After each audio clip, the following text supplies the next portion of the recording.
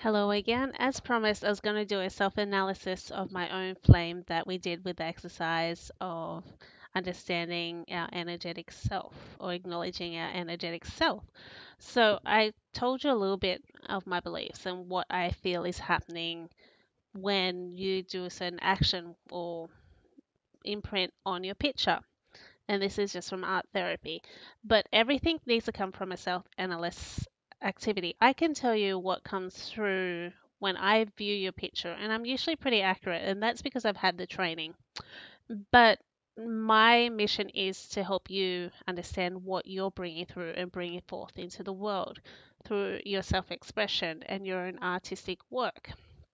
So, I'm going to show you how I do my own and how I view my picture. As you see me, this is something I just did today, so it's just something I'm looking into today. Um, I didn't feel anything coming through as I was drawing. I was actually feeling really quite peaceful because we did this sort of breathing activity beforehand, and I was in this state of just showing you how to do this. So I wasn't able to fully immerse myself in the activity, but still I was able to express myself. So, what I felt came through when I look at my own picture is that everything's quite balanced, but it's not your traditional flame. So, I'm just going to describe how I see this through my own picture as an energetic self. I see when I look at my picture, I see an altar, and the altar is blue, but it's supported by the pink. And there is a lot of pink around my altar, and there is actually light language around the altar. But when I look down, it's sort of pointing to my heart center. And when I go further down the candle, I actually see a river down below. To me, if I look into my intuition, I feel that is that I can ground myself through love, and that's where I find my energy. It's by grounding myself through love and to remind myself to always ground myself through love. But I just found that love is probably the most present color there, but also the blue. I notice the blue is very active, and I like to think that it's because I'm very energetic, but I see when I'm being honest with myself that I am wasting a lot of energy trying to push it outside myself, where my instincts are saying I should come more and use that energy inside myself more and to make it part of that flame I was talking about. Because remember, I said there is a bit of separation when the colors don't merge together, or a candle probably wouldn't even exist if the colors didn't support itself together. So I'm taking it from that angle. But everyone, when you look at this, will see a different thing. But this is from my own heart that's communicating with me. So I feel like I'm wasting a lot of energy where I could put more energy in to my own truth and my own love and go towards more things that I love instead of looking for outside interests to put my energy. And it's also telling me if I come back to my own altar, which is completely filled with energy, like look at all that blue there, and support it with love, there is a way to build this flame. And I've noticed that it's love all throughout my energy. So I really feel that's reassuring me that my energy is governed by love um, and support. But I do notice that my pink color is sort of going all different angles. So to me, I feel like there's multiple paths for me coming ahead in the future because there's a little bit of blue on it as well. But it's for me to decide which is the right path for me. But everything that I love and believe in, if I govern that with love and my own truth, I can move forward. So this is how my painting's communicating to me. I could also ask, what does the light language mean? Because you can ask your messages questions. You can ask your intuition questions. If you are one of those investigative people and want to delve a little bit deeper, it's like, I see two symbols there. What does that mean? What does that mean to me? And to me, it's like, you're protected. That's what it's saying. You're a little bit floaty, but you're protected. Trust that you're in the right place at the right time. And that's just going by your first initial thought when you ask these questions, because usually they're pretty spontaneous and pretty quick. They don't like you waiting. Sometimes If you don't have that good connection with it, you may wait for a little bit, but you can always leave like little letters or ask a few times. But you just got to trust. You can't keep asking, because then you're using your mind energy and intellect to answer your question. This is an embodiment. When you trust your messages, your inner guidance, you've got to embody it and not just keep asking questions, because your mind, repetition and asking is part of that intellectual energy. Part of that embodiment energy is asking once and just trusting what comes through.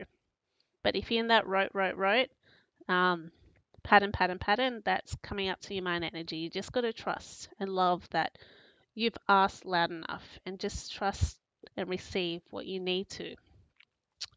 So I like the little antennas on my thing, and it's like, I think is that I've got my receptors out.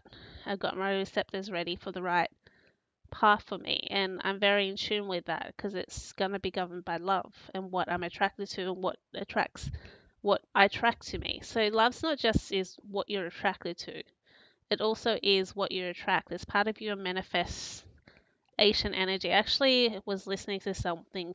You know how every part of our body has a different energetic field.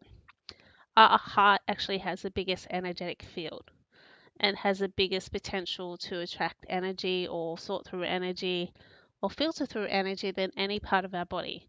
We think we like to be smart and it's our mind, but it's actually our heart that makes the final decision, because our mind's a great gatherer. It gathers so much information about the world, but sometimes you need, just think your mind's just collecting all this stuff, but sometimes you just need the other person to step in and just saying, yes, this information is great, but what is right for us? I think that's your heart's job. So sort through the information and just to see what energy is right for us, or what thought is right for us, or what idea is right for us.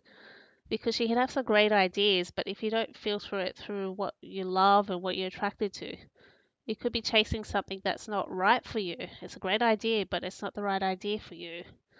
Like, for example, you go for a part-time job because you need money, but then you end up feeling sad and lonely and depressed in that job because it's not the right opportunity for you, and then it's probably a little bit late, the heart comes in and consults with you and says, oh, maybe this job's not right for you. And then your mind's going, no, it's right, because we made this decision, but you just not listening to your heart and consulting your heart. And sometimes it's hard to make that decision to tolerate the truth. But if you're working together with both of them, they can be a magnificent team. Um, that came out because I don't know, but sometimes I just channel through things through as I go. But it felt like it was important. But I think this candle and this whole flame is about grounding myself through love and reminding me that where my energy needs to be and where it needs to be focused. And I think it's really telling me to come back to what I really love and what I really enjoy, and be careful not to filter out my energy to other places that not saying I exist, because I can exist anywhere I want to, but I'm looking for the words that came through was coexist with the world, and feel like I look at coexisting as a happy relationship, like a symbiotic relationship with the world, instead of a chaotic relationship with the world. So I hope that helps with you when you look at your candles. Just look at little things like little symbols or things that like the altar reminded me of the altar. Then it reminded me of water coming up from the ground and water coming down, trying to reach each other, kind of like a centrifuge maybe. Got the heart in the middle of it. I look at which direction the picture's moving for me, any shapes or symbols that really stand out for me, or just look at how the colors relate to each other. So that's usually what I do, and I just trust. It's all about trusting yourself when you read your drawings or read through your drawings to find the answers that are right for you. To me, I see this as a totem because I probably hold on to it to remind me of to ground everything with love. Every choice I have, to ground it through love. It'll probably be with me for a while. But also, I feel quite I really feel attracted to this picture too. I really like the colors and shapes as well. Um, Very abstract, and I usually don't do a lot of abstract work, but today it needed to be this to give me the right answers that I needed to come through. So it's kind of like a reading to see where you're at, to like an energetic reading for yourself. So it's not just looking at the colors and see what you need more of. It's looking at the colors and shapes to see if you can discover the energies to help you with your next move in life as well. Anyway, thank you for listening. I'll catch up with you later. Remember, it's Cassie Gregory at the Heart of Tigris, Facebook. If you need to find me anywhere else, I've got a webpage called www.tigrisillustrations.com. Just connect with me if you feel like you need to work with me with any issue or problem that's coming through of helping you come more into your authentic self. Anyway, love and light, Cassie. Bye, all.